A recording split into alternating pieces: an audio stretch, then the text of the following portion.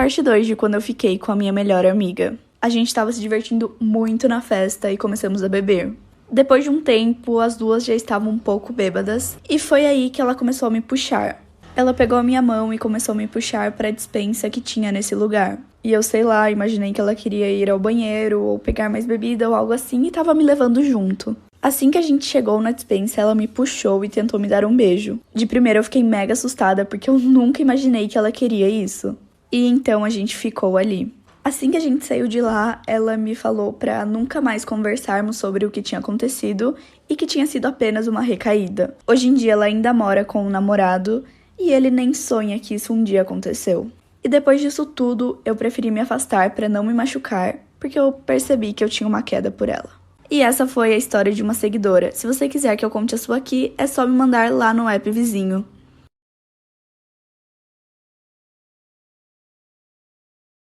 Essa é a história do porquê você não deve mentir para os seus pais. Um dia eu fui dormir na casa de uma amiga e uma outra amiga da gente convidou a gente para ir no parque que tinha aqui na nossa cidade. E como nós já sabíamos que nossos pais não iriam deixar, nós fomos escondidos. E nós marcamos de se encontrar no centro. Só que o parque era muito longe do centro e a gente não achava Uber, porque já era muito tarde. Então nós ficamos andando a pé procurando um Uber ou um táxi. Nós achamos o táxi e fomos para o parque. E chegando lá eu acabei ficando de vela porque as minhas amigas estavam todas com meninos. E nós ficamos lá até o parque fechar, que era em torno de 11 horas. Como nossos celulares estavam descarregados, nós fomos andando para o centro. E chegamos lá, estava tudo fechado, não tinha um lugar para a gente carregar o celular. E o tempo foi passando e já eram 2 horas da manhã. Como estava muito tarde, decidimos não voltar para casa e ficamos ali. Até que uma amiga estava com um pouco de bateria e minha mãe ligou. Parte 2. Parte 2 do porquê você não deve mentir para os seus pais. Continuando. Quando a minha mãe ligou, ela disse que tinha descobrido tudo.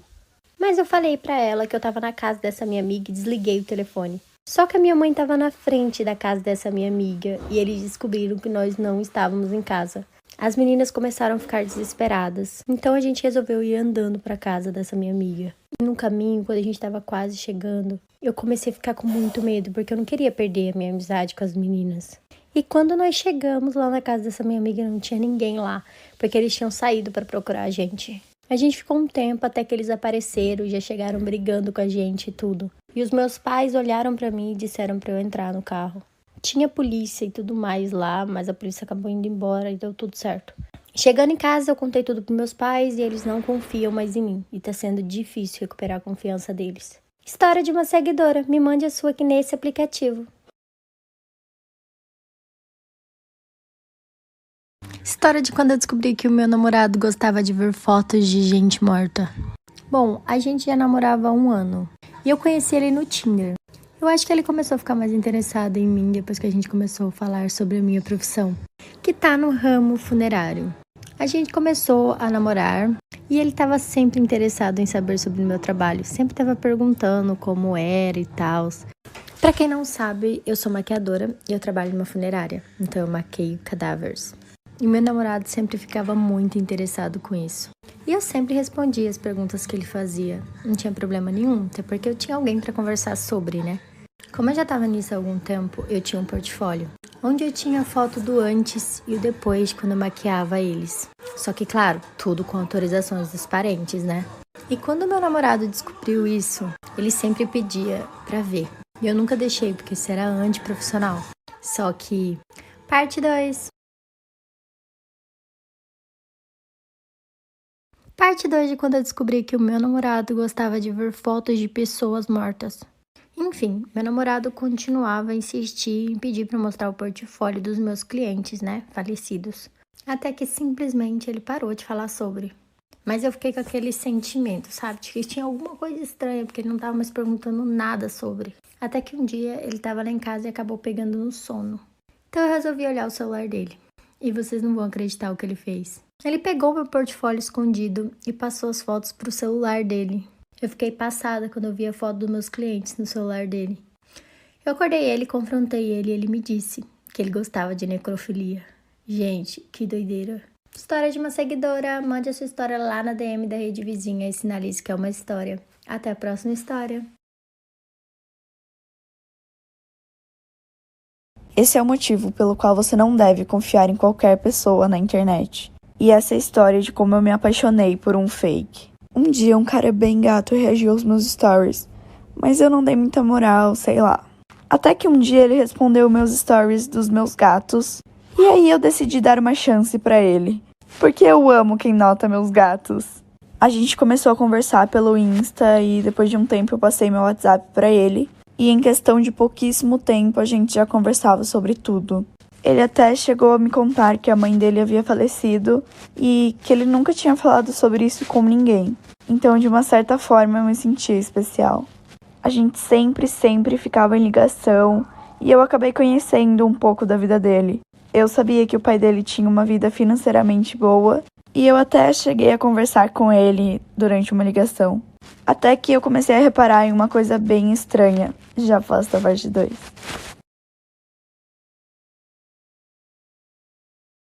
Parte 2 do motivo pelo qual você não deve confiar em qualquer pessoa na internet. Eu nunca tinha desconfiado de nada até a hora em que eu decidi stalkear ele. Tinha foto desde 2019 e ele realmente parecia ter um perfil normal. Mas eu observei tudo e uma coisa me chamou bem a atenção. Em todas as fotos dele não tinha comentário de ninguém. Nenhum amigo, nada. Ele tinha mais de 1.000 seguidores e nenhum comentário de ninguém. Até que eu percebi que ele só seguia meninas. Eu achei bem estranho, porque era literalmente só meninas. Eu comecei a perguntar pra ele e ele só se enrolava nas mentiras. E eu decidi parar de falar com ele, porque eu fiquei com medo. Poderia, sei lá, ser qualquer pessoa e eu tive muito medo. Quando eu comecei a me afastar, ele me falou que ele tinha conhecido uma garota fazia 6 meses e que ela estava grávida dele. E aí ele me bloqueou em tudo e só depois eu fui realmente comprovar que era um fake. Então tomem muito cuidado. História de quando eu quase fui enterrada viva. Isso tudo começou há vários anos atrás. Eu era bem novinha e eu estava tranquila em casa. Como meus pais trabalhavam, meu irmão sempre saía por ser mais velho, eu estava sozinha. E foi aí, num dia aleatório, que eu comecei a receber várias mensagens no Instagram. Eu entrei pra ver e era um perfil fake, então eu não fazia ideia de quem estava mandando. Mas sempre dizia coisas horríveis. Por exemplo, falava que sabia onde eu morava e que faria coisas péssimas comigo. Mas de primeira eu nem dei bola, inclusive nesse mesmo dia eu subi, fui tomar banho, viver minha vida normalmente. Até porque eu achava que era alguém me zoando, algum amigo meu, e enfim. Mas assim que eu saí do banheiro, tocou a campainha de casa. Eu me troquei mega rápido e desci pra ver o que era. Mas chegando na porta, eu vi que não tinha ninguém, nem na porta, nem no portão. E depois de muito tempo, eu fui ver que a pessoa que tinha tocado a campainha tinha deixado uma carta. Já posso a parte 2 de quando eu quase fui enterrada viva. Quando eu peguei a carta, eu vi que tava cheia de ameaça pra mim e eu fiquei com muito medo. Na hora eu liguei pro meu irmão, que era mais velho, pedi pra ele ir pra casa pra eu não ficar sozinha, porque eu tava realmente com muito medo. Assim que meus pais chegaram no trabalho, a gente mostrou tudo pra eles, a carta, as mensagens. Eles ligaram pra polícia, a gente fez um BO. E depois disso, não recebi mais nada. Então, na minha cabeça, eu tinha certeza de que era algum amigo, colega meu me zoando. Até que vários anos se passaram e em um dia aleatório eu fui pra casa da minha avó. Mas quando eu tava chegando lá, um cara simplesmente me pegou no colo, me amarrou, colocou um pano na minha boca e me jogou dentro do carro dele. E como eu tava tentando fugir, tentando gritar, ele me deu um soco tão forte que eu desmaiei. Quando eu acordei, eu não fazia ideia de onde eu tava. Eu só ouvia muito barulho de terra sendo jogada. E do nada, um barulho de um carro. E aí tudo ficou em silêncio. E depois de um tempo, a polícia conseguiu me achar. Eu não sei quanto tempo fiquei lá porque estava desmaiada. O dia em que minha Barbie voou e derreteu na minha frente. No meu aniversário de 6 anos, eu acordei meio mal. E eu lembro o que mais me incomodava era uma dor forte nas costas. Então meus pais decidiram fazer só uma pequena festinha no fim da tarde para eu poder dormir e descansar logo. No meio da madrugada eu acordei. E eu tava sentindo muita dor nos pés, no pescoço e nos braços. Mas assim, era uma dor absurda. Assim que eu fui levantar para chamar a minha mãe, eu percebi que eu estava presa na minha cama. Quando eu olhei pro meu corpo para ver o que estava me prendendo, eram cobras. Eu voltei a cabeça no travesseiro, achando que aquilo era só um pesadelo, e olhei pra frente. E foi aí que eu vi a minha Barbie, que ficava na minha prateleira, simplesmente vindo na minha direção. e quanto mais ela chegava perto, mais dava pra ver que ela estava derretendo, sem haver fogo nenhum. Eu levei um susto tão grande que até hoje eu acredito que nessa hora eu desmaiei. E esse foi apenas um dos episódios bizarros. Essa é a história de quando a síndica do meu prédio inventou pra todo mundo que eu tinha a envenenado. E ainda me expulsou do prédio. Tudo isso aconteceu quando eu e minha irmã estávamos sozinhas em casa. E como a gente não sabia cozinhar, a gente decidiu pedir alguma coisa pra comer. Eu entrei no banho e a minha irmã decidiu o que a gente ia comer e pediu. Então eu saí do banho e ela entrou e eu fiquei ali esperando. Até que tocou o interfone do meu apartamento e tinha chego a nossa pizza. Porque até então eu não sabia o que ela tinha pedido pra gente comer. Eu desci, peguei a pizza e comecei a comer ali sozinha. E quando a minha irmã saiu do banho, ela me perguntou que pizza era aquela, já que ela tinha pedido coisas do McDonald's pra gente. Pegamos a nota fiscal da pizza e percebemos que tinha sido entregue no apartamento errado, que na verdade era no apartamento da síndica. A gente pegou o valor da pizza, levou o dinheiro pra ela e pediu 1000 desculpas. Mas ela começou a ser super grossa com a gente, e no outro dia ela ligou pros nossos pais, falando que a gente tinha envenenado a pizza e dado pra ela, o que não fazia sentido nenhum. E depois de um tempo ela expulsou minha família de... História de quando minha amiga me expulsou de casa ao descobrir que eu estava quase morrendo na UTI. Eu fui para a Argentina estudar medicina e eu dividi apartamento com uma menina. Em um dia específico, uma paciente se internou e logo a gente acabou descobrindo que ela estava com um vírus, que obviamente eu que estava ali cuidando dela já havia pego. Então eu também comecei o tratamento para esse tal vírus. Mas o meu tratamento não estava melhorando, não mudava nada. E, gente, durante todo esse tempo eu estava me cuidando em casa. Eu estava distante dessa amiga que eu dividia apartamento, porém eu estava em casa. Até que, em um dia, eu não conseguia respirar, estava tendo muita dificuldade. Eu consegui ligar para a ambulância e acabei desmaiando logo que eu pedi ajuda. Quando eu acordei, eu estava na UTI e eu estava como paciente de prioridade, então era bem sério. Os médicos ligaram pro meu pai para avisar que eu estava, assim, entre a vida e morte. Gente, aposta a parte 2. Parte 2 de quando minha amiga me abandonou enquanto eu estava literalmente morrendo. Os médicos falaram claramente que não sabiam se o tratamento daria certo e quanto tempo eu teria de vida. Então eu pedi pros meus pais irem buscar alguma das minhas coisas para estarem ali no hospital comigo durante esse tempo.